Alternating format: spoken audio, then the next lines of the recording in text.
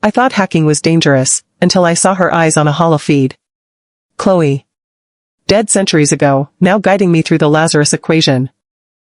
I never thought a file could feel alive until that night. The kind of alive that hums against your skull, that presses against your skin like invisible fingers, whispering truths you aren't ready to hear. I wasn't expecting to be running from ghosts, literal and figurative, before midnight, but there I was, in a Parisian apartment I'd rented under a dozen pseudonyms, staring at a screen that might very well be the end of everything I thought I knew about history, and myself. The email arrived without warning. No subject line. Just an attachment, Lazarus_equation.zip. I almost ignored it. I should have. But curiosity, my professional curse, won. I opened the file. It was small. Almost nothing. A single text document, a series of numbers interspersed with dates and locations, but beneath it, a symbol that made me stop breathing, a twisted Ouroboros encircling a pattern that resembled an eye, fractal in design, perfectly geometric, and impossibly precise. Something inside me clicked. I knew immediately it wasn't just some hacker prank or viral ARG. This was curated. Calculated. Ancient and modern at once. It was a map, and somehow, it was tied to a lie centuries old. A lie that had been so well hidden, no historian in the world suspected it. Not yet. I was a hacker, elite in a very niche world of infiltration, data exfiltration, and algorithmic espionage, but I had never dealt with anything like this.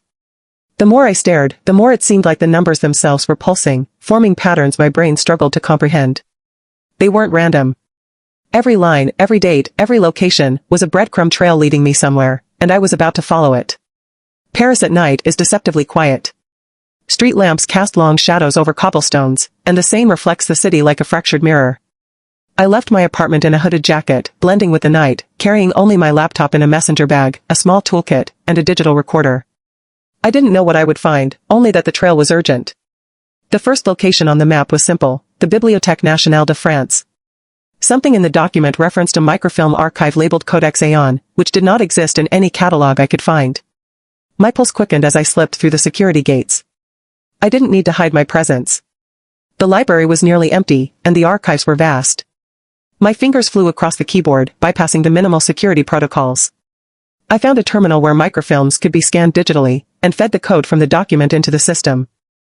The screen flickered. Then, a single file appeared, a scanned manuscript from the 17th century. Not just a manuscript, an encyclopedic record of human events, written as if someone had anticipated the future, filled with references that didn't belong to that time, telescopic observations that predated Galileo, mathematical equations that were centuries ahead, and strangely, an uncanny resemblance to modern encryption algorithms. I leaned back, heart hammering. Whoever created this manuscript had the knowledge to fabricate history, to rewrite reality itself in a way no one could question. And now, someone wanted me to find the rest. The next clue led me to Cairo, Egypt. The manuscript referenced a temple of knowledge buried beneath the sands near Saqqara, its location encoded in a cipher only a digital mind like mine could hope to solve. I flew to Cairo under another alias. The desert welcomed me with a bitter wind and the faint smell of incense and history. At night, the pyramids jutted against the moonlit sky like silent sentinels, watching me, or maybe judging me. I rented a car and drove deep into the desert, the coordinates guiding me to a cavern hidden by shadows and dust. Inside, ancient glyphs lined the walls, and at the far end, an alcove contained a small chest made of obsidian. The lid was etched with symbols I recognized from the manuscript, the Ouroboros, the eye, and geometric designs that aligned perfectly with constellations. Inside the chest was a series of microfilm reels. I slid them into a portable scanner I had brought, heart thudding with a mix of awe and fear. The images that appeared were astonishing, sketches of cities that never existed, texts in lost languages, and diagrams of events manipulated to appear historically accurate but clearly fabricated. A chill ran down my spine. Whoever had done this wasn't just clever, they had engineered human belief itself. Entire civilizations had been influenced by a lie, and it stretched across continents and centuries. I didn't realize I was being followed until the car exploded. Not literally, but the tire slashed, a trap set for someone who could crack codes. I escaped on foot into the desert night, relying on my own instincts, the only light the moon reflecting off the sand. That's when the first message arrived on my secure line. We see you, and you are too close. Stop now, or history itself will judge your life as obsolete. The signature was just the symbol, the Ouroboros eye. I knew then that I was dealing with an organization that had existed in the shadows for centuries, manipulating events, feeding humanity lies, and now, watching anyone who threatened their narrative. And I was a threat. Back in Paris, I locked myself in a safe house, feeding every microfilm scan through a custom decryption algorithm I had designed over the years. The patterns were extraordinary. They revealed a hidden network of influence stretching from ancient Egypt, through Renaissance Europe, to modern governments and corporations. Every major historical event had subtle discrepancies, documents that should have existed didn't, astronomical observations that were impossible for their time, even letters between scholars were forged with mathematical precision. The manuscript's creator had built a parallel history, one that appeared real, but was engineered to shape human understanding, to guide civilizations toward outcomes favorable to a shadow power. And now, it was my job to uncover the truth before they erased me. I traveled next to Geneva, Switzerland, following a trail of encrypted bank ledgers and private auction records. The organization, whoever they were, had immense wealth. Their influence wasn't just historical, it was financial, technological, and deeply embedded into modern society. In the cold Swiss night, I broke into a private vault under the guise of a server technician. The walls were lined with digital maps, holographic projectors displaying centuries of data manipulation. Each screen pulsed with symbols from the manuscript, tracking human belief, public opinion, and political decisions as if the world were a simulation. I found a terminal marked Project Lazarus. It was a simulation engine designed to predict and manipulate society based on fabricated history. The complexity was staggering. The code merged ancient philosophical principles with AI predictive algorithms. And then the realization hit me, they didn't just fabricate history, they controlled it, and the world unknowingly followed their script. I didn't get far before I was confronted. A man in black, a silhouette against the projector's blue glow, spoke with a calm I couldn't reconcile with the violence I knew he was capable of. "You shouldn't be here. You're meddling with forces you cannot comprehend." I froze. Not because I was afraid, fear had become a constant companion, but because I recognized him from one of the microfilm images. He had existed centuries ago, and yet, he was standing here, alive. "How?" I whispered. "Time is irrelevant," he said. "What matters is the narrative, and you've been reading the wrong story." They had manipulated not just documents, but human perception, maintaining their influence across generations. They had perfected the art of belief, and anyone who discovered the truth was a threat to their system. I barely escaped, slipping through corridors that were mapped like a maze, into the streets of Geneva, my mind racing with possibilities, calculations, and fear. Back in my Paris safe house, I started connecting the dots. The manuscript, the microfilms, the encrypted files, they all led to one conclusion: human history had been subtly rewritten. Wars, discoveries, revolutions, all carefully nudged. The people we admired, the kings and scholars, even religious institutions, they had all been pawns in a grand design. And the ultimate proof was within my reach, a hidden code embedded in every major historical text, waiting to be revealed through a combination of modern algorithms and ancient symbols, the Lazarus equation. It wasn't just a formula, it was a revelation. A tool capable of exposing the greatest deception humanity had ever faced. The more I uncovered, the clearer it became that the organization, the keepers of fabricated history, would stop at nothing to maintain control. They had resources beyond imagination, agents embedded in governments, corporations, academic institutions, and even the media. Every move I made was tracked, every communication potentially monitored. But I couldn't stop. I had seen too much. If I failed, the lie would remain unchallenged, guiding humanity without their knowledge, dictating belief, behavior, even morality. And yet, there was hope. Every system has a vulnerability. Every network can be breached. Every truth, no matter how deeply buried, leaves traces. I had to find the key to unlock it all before they silenced me permanently. I spent weeks decoding, traveling across continents, Paris, Cairo, Geneva, and then Berlin. Every city revealed new pieces, ancient manuscripts hidden in archives, forgotten letters in cryptic languages, and digital footprints left by generations of conspirators. At each turn, I felt the weight of unseen eyes. Shadows in hotel corridors, vehicles trailing me, drones hovering above city streets. The organization wasn't abstract, they were present, active, lethal. I had never felt so alive. Every heartbeat was amplified. Every breath a countdown. And then I discovered the most chilling clue of all, a projection of my own timeline, traced by their predictive AI, detailing every move I had made in the last month, and projecting every step I might take next. They didn't just watch, they anticipated. I had no safe houses left. Every city, every alley, every anonymous apartment felt like a potential trap.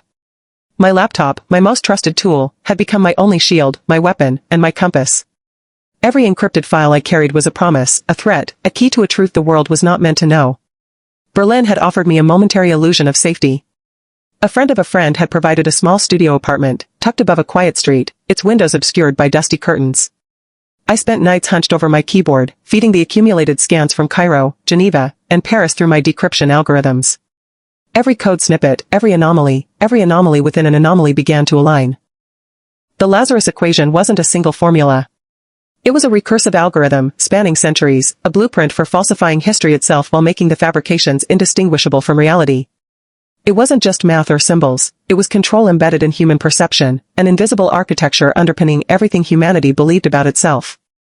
And the closer I got to completing it, the closer I felt the shadow watching me closing in. The knock came at 3 a.m. Soft, deliberate, calculated. Not a panic-inducing crash, but a quiet assertion of presence. I didn't answer. I didn't move. My fingers barely paused on the keyboard, streaming decryption codes into a live terminal, eyes darting to the darkened window. Footsteps in the hallway. A metallic click. A glimmer of light reflecting off a knife or gun barrel. I triggered the door lock and gas canister, a tiny device I had modified from smoke detectors. The hall filled with thick white fog. In the chaos, I slipped out the fire escape, feeling Berlin's cold, silent streets embrace me like a shroud. They weren't just trying to stop me. They were testing me. Seeing if I could survive the first contact. The equation demanded historical context, details so precise that only those who had orchestrated the fabrication could have known. I began to see patterns that defied coincidence. The disappearance of a medieval library in Toledo, supposedly destroyed by fire, but actually relocated in secret archives. Mathematical treatises in Alexandria that should have been lost, resurfacing in digital codices centuries later, altered slightly to fit the narrative. Entire dynasties in Asia and Europe subtly re-engineered through manipulated records to create the illusion of continuity. Every discovery was exhilarating, horrifying, and intoxicating. It was as though I could see the hands of an unseen author, rewriting the past in real time, using layers of technology, memory, and belief. And then I saw her. Chloe, my predecessor in this pursuit, appeared on one of the encrypted holofeeds I had recovered from Geneva. Not physically. Not alive. But as a digital consciousness embedded in the network of the equation. Her eyes glowed faintly, an ethereal presence guiding me, warning me, urging me forward. The equation is alive. And it knows you, she whispered through static. The trail led to Tokyo. A corporate research facility, under the guise of a historical AI lab, held the servers powering the simulation of human belief. Project Lazarus had not only rewritten texts, it had fed modified historical data into algorithms that influenced governments, education, media, and public opinion. The world had been unknowingly living inside a simulation of falsified history. I infiltrated the lab using credentials I had stolen months ago, bypassing retinal scanners and biometric locks. The hum of quantum processors filled the chamber like a living pulse. Rows upon rows of servers displayed fractal symbols of Ouroboros and eyes, overlaying timelines of every major civilization. And at the center, a console titled Final Integration, Lazarus Equation. It was elegant. Sinister. Divine. I knew they would come. And they did. A team of 3 operatives appeared silently, their movements precise, surgical. One spoke. Miss Kuroda, you've seen too much. The world cannot handle this knowledge. I hesitated only for a heartbeat. Then I acted. Using a combination of network manipulation and my portable quantum decryptor, I triggered a system override, flooding the central console with false data, creating a feedback loop. The servers flickered, then screamed. Sparks flew. The air was hot with the energy of centuries of encoded manipulation being violently rewritten. But the operatives were skilled. One lunged for me. My heart raced, time slowed. I rolled, kicking debris at his face, smashing the console with the side of my decryptor. The room exploded with light as the feedback loop overloaded. I ran. Outside, Tokyo's neon lights seemed unreal, almost surreal, against the chaos I had left behind. My mind raced, replaying every pattern, every piece of the Lazarus equation I had decrypted. I realized something profound: the equation didn't just manipulate data. It manipulated human perception. By controlling belief, memory, and historical narrative, the organization had subtly guided civilization. Wars, revolutions, and technological advances were all nudged to serve the ends of a hidden author. The horrifying truth settled into my bones: humanity's story wasn't organic. It was curated. Crafted. Designed. And I held the master key to it. The equation pulsed in my mind as if alive, whispering logic and patterns simultaneously. I could destroy it, erase all the accumulated knowledge, and leave the world ignorant, but free. Or I could preserve it, revealing the truth carefully, guiding humanity toward understanding the deception. A surge of fear hit me. If I made the wrong choice, the organization would recover the system. They had assets and influence in every corner of the globe. They could erase me, erase the knowledge, erase the possibility of truth forever. I sat in a quiet Tokyo alley, watching the neon glow reflecting in puddles, and realized the irony: the world trusted history, technology, and me to know the truth. Yet none of it was reliable. The equation demanded a decision, not just from me, but from humanity itself. I slipped onto a ferry bound for Singapore, carrying a hard drive containing the complete decrypted Lazarus equation. In my mind, I replayed every clue, every breadcrumb. I didn't know who could be trusted anymore. Governments? Scholars? Corporations? The very internet might be compromised. Yet somewhere, in the chaos of my fear, I found resolve. Knowledge had to survive.